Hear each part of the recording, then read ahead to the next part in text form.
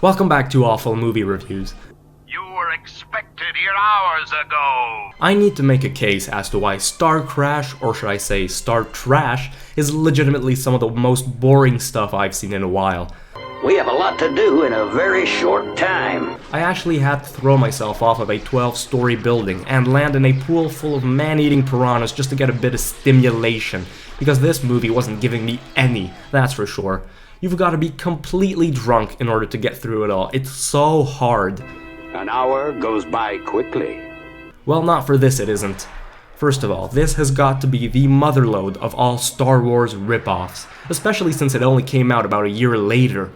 And the ripoff isn't subtle here, they have got no shame. It starts out with an epilogue, just like in Star Wars, and those scenes where the main character pulls out a lightsaber just had my jaw dropping. This should have had George Lucas's lawyer on the phone. And the main characters are even followed by a robot companion, but this time he's more humanoid, and he's also the only likable character who actually has got some sort of spark in them.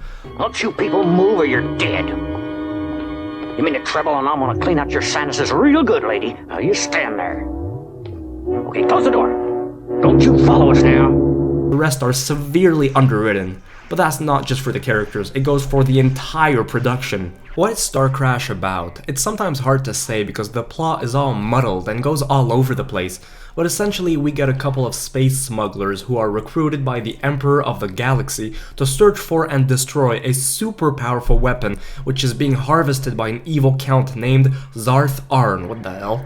Speaking of underwriting, there are a lot of elements which go unanswered. In this galaxy, we get a planet inhabited by beautiful Amazon women. We get another planet filled with prehistoric cavemen. But why such bizarre and random choices? Soon you'll know all the answers. Well, sadly, we don't get any. Gee, what a shocker. The flick screams space opera everywhere, I assure you. Actress Caroline Munro wearing a super sleazy suit, space soldiers looking like Playmobiles in these ridiculous costumes, cheesy battleship sequences, an over-the-top and goofy plot. Later in the film, we find out that the lead male role named Acton possesses some sort of psychic abilities to see into the future, which doesn't help him from getting his ass kicked.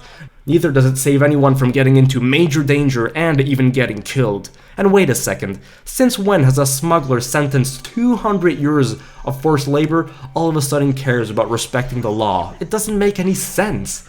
But at this point, anything goes. Christopher Plummer is in this movie and stars as the Emperor. I don't know why he ever accepted this role in the first place.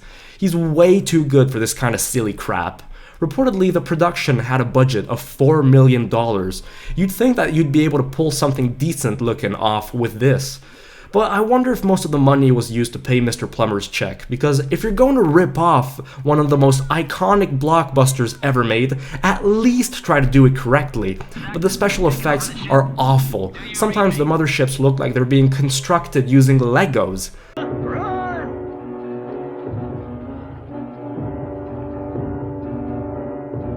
Wait a second, I swear that I've seen this before. I just can't seem to quite put my finger on it. Oh yes, so they also ripped off Jason and the Argonauts, and they also ripped off Shrek before its time. StarCrash has got nothing going for it, it's boring as hell. It should stay up in outer space and never ever come down to Earth. What an awful movie!